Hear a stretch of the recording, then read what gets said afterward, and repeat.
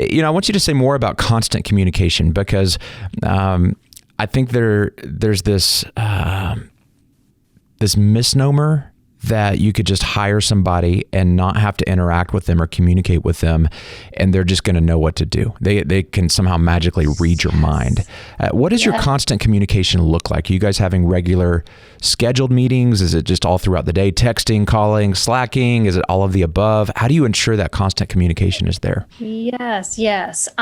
Major pet peeve, and we see it a lot at Belay, because we serve so many clients and assistants, is there is this perception that you will start on Monday with an assistant, and by Tuesday she's going to know exactly what to do and how to do it, and you're going to feel this great relief all of a sudden, which is totally comical to me. It's like magic diet pills. It's like if I had that pill in a bottle, where would we be today? But it's just not reality. It's like any person you're going to hire into your organization, there is an intensive training time that goes into this role, just like any other role. Just like if you were hiring somebody on your marketing team, they would go through, weeks of training and all the things. And it's the same thing for your assistant.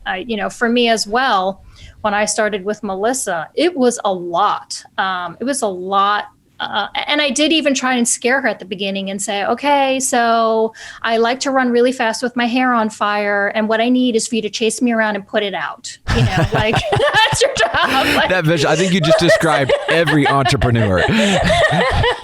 And your goal is, at some point a year from now, I would like you to get ahead of me. Because we kind of have this joke that I move so fast, nobody can get ahead of me. Yeah. So that was kind of our really silly goal, was could she ever get ahead of me, where she was actually looking at something in my future that I haven't even started to think about yet. And I am happy to say that we actually are to that point. She did a really good job. She took it as a personal challenge that she was going to come in here and, as fast as she could, get ahead of me, because she knew that's really what I wanted at the end of the day.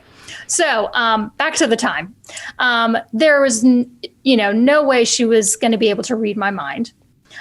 There's no way even today, even though we've worked together for a couple of years, that she could still read my mind. Actually, if mind reading was a thing, we'd all be in a different place right now too. But the reality of it is that we even continue to change as leaders, and our priorities change over time as our roles change and as our businesses evolve. Mm-hmm. So the assistant I even needed 6 months ago is different than the assistant I need today. She has grown and morphed and changed what she does for me as my role has changed and my needs have changed. So I think there's a lot of fluidity when it comes to what your executive assistant can do for you. It's constantly evolving. It's not stagnant at all. There are certainly things that she does that are on repeat, like calendar management and email and some of those generic things, but there's so much in between that's constantly changing. And in order for her to be able to keep up with all of that, we have to be in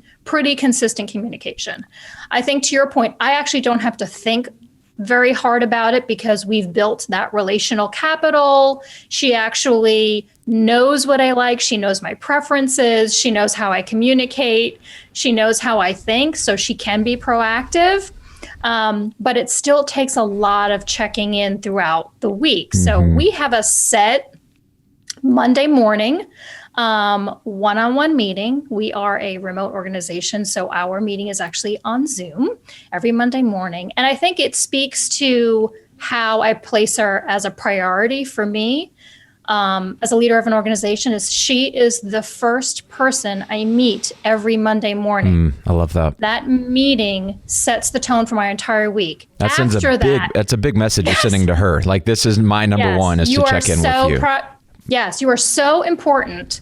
And I want to give you everything you need so that you can have a successful week this week, and you can manage your priorities, and I can help you do that, because in turn, everything you're doing is supporting me anyway.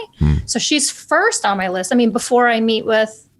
Before we have staffing meetings, and even before I'm meeting with other officers of the company, because that time I spend with her is crucial for the success of both of our weeks, honestly.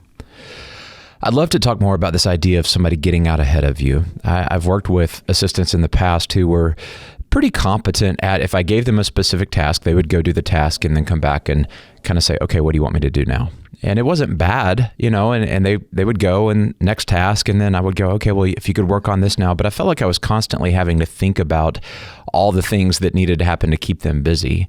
Contrast that with what you're describing, where somebody is, they're in sync with you and they're making sure that they're aligned on your objectives, but as you said, they're out in front of you. They're anticipating things. They're solving problems that you didn't even see coming before they got to you. And, what are you looking for when you're hiring somebody like that? What's the difference between the person who's just going to kind of do what you asked for and do it well, but they're waiting on you, versus somebody who's actually anticipating?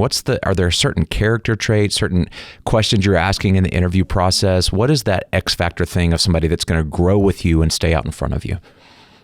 That is an awesome question, Daniel. So we've been through a lot of assistants, and I've been through a few myself, and I've been in the place where they do good work. But to your point, delegating is something I have to think about because they're not proactive. So proactivity we see that show up in a couple different ways in different people. For, first and foremost, it's really that this person, it really has a vision for the future and really has the ability to see ahead and is not stuck in the day-to-day and can see the ripple effects of what's coming out in front of them. I mean, it's almost as if your executive assistant has, dare I say, their leadership skills, right, if you will. It's almost like she leads me. So I'm looking for skills that I would look in for a leader, the proactivity, the flexibility, the goal oriented, the hungry person. So complacency gets you to a place where you're just handling what you need to. And we're looking for people who are looking to succeed, who are goal oriented and have something in the future that they're driving towards. And so I know it's a generic word, but we find that the best executive assistants are actually very driven personality types. So they're really drivers, which is not something maybe you would necessarily think of if you were going to describe the type of executive assistant you would work for. You might not put the words, they're driver and they're hungry and they're goal oriented in that description. But the truth is that's actually what's going to get you ahead. If you use words like, I want them to, serve me well and be, kind and thoughtful and in the details, those are all great things you want as well.